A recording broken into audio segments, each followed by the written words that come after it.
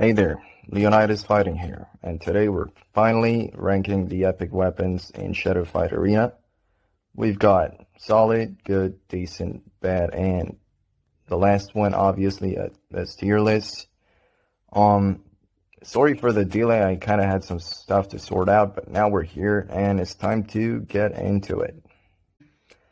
Without any further ado, let's start. We have Helga's Shining Determination. It pairs really well with the Shining Dash. Talent build is really good in terms of damage, and it pairs just genuinely well with the Shining Dash. So it's a really decent weapon. Kind of like it. I just maxed my Helga, my third maxed out character, and I do like it because it really helps in terms of damage. Next up, we've got Detonators on Sarge. We all know just how OP these are. It's really annoying, especially who face Commander's Press spammers. So, they're super annoying. They're solid. So, we're going to place them right there. Next up, we've got Link's Shadow Damascus. In my opinion, it's good against heroes like Sarge or other heroes relying on Shadow Energy, but overall, it's really nothing special most of the time. It really doesn't help that much. Overall, I think it's decent.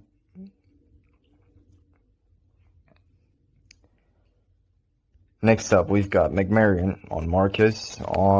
It's pretty good, not gonna lie. So yeah, it's solid, really annoying.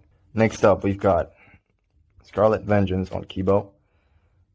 Nothing special really, a little bit of healing from time to time with Kibo's Shadow Energy gain and Shadow damage as she kind of replenishes her Shadow Energy bar quickly, so you do get to use the Shadow abilities quite often, which helps.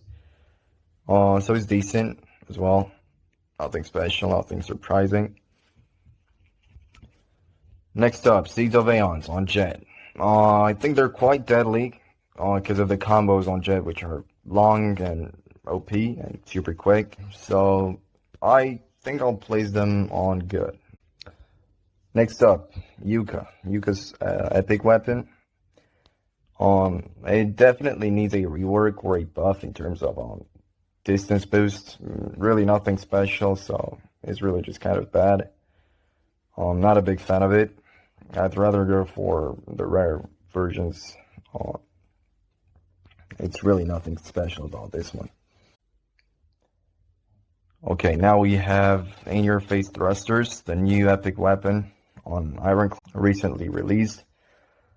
It does boost the heavy attack by a lot, kind of a similar situation compared to Magmarian and Detonators. So yeah, overall they're decent, even though considering the nerf that Clad got recently, 2 nerfs actually on the defense and now the Shadow Energy duration. It really doesn't pair that well anymore with any of Ironclad's skill sets. So it's decent, I guess. Kind of balanced. Okay, Phantom Catalyst on Fireguard. I personally think this is total bullcrap of an epic weapon. It needs a buff ASAP. It's straight up useless. It really doesn't do anything. The Shadow Energy gain is kind of useless. Really not that much either. It's really pretty much just crap. Next up, we've got Kate, Trenchant Obsidian. Similar to Sharpest Blade Talent on Link's. There's just the fact that Link's talent is actually useful, while these are just the damage buff isn't really significant, so they're quite bad. Really nothing too noticeable in battle. They're really not that. So yeah. Next up, we've got Monkey King Staff. Personally, I feel like this is a total disgrace. This is just a piece of crap. I don't even use it myself on Monkey King. I prefer Algong's Gift. I actually think that is a lot more useful than this piece of shit. It definitely needs a buff on the invincibility duration, some sort of rework as well. can't really think of any right now.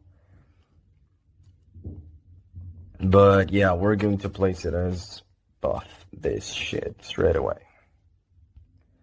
Next up, we've got Precept of the Legion on Marcus. This motherfucker received quite a bit of attention from Nick. He's the only one to have 2 epic weapons. It really comes down to what kind of talent build you use. If you prefer the Shadow Lord build, this is just what you need to pair with those Shadow abilities to catch your opponent off guard, to pretty much deal a shit ton of damage in Shadow form. It also adds a little bit of defense, and it's pretty good. So we're going to place it at solid as well.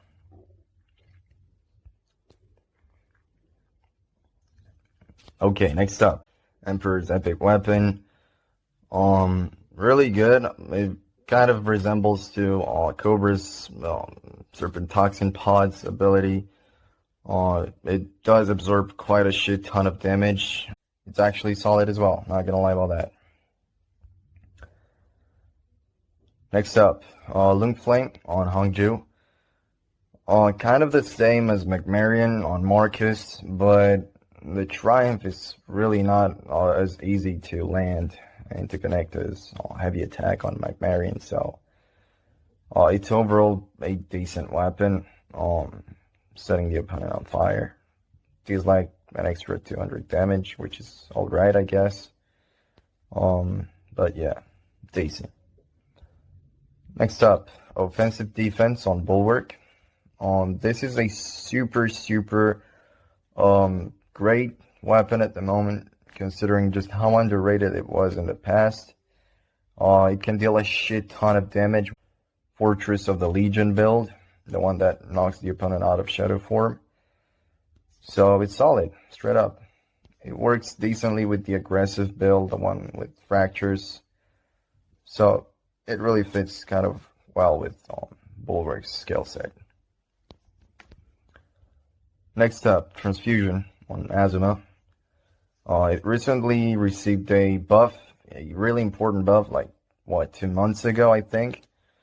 And that was a game changer of a buff, not gonna lie about that. The fact that now you can actually heal with every single attack in Shadow form that you do with Azuma. It really is a really good weapon at the moment. Close to solid, but it's overall good. Next up, we've got Assassin's Legacy, Claws on Lynx.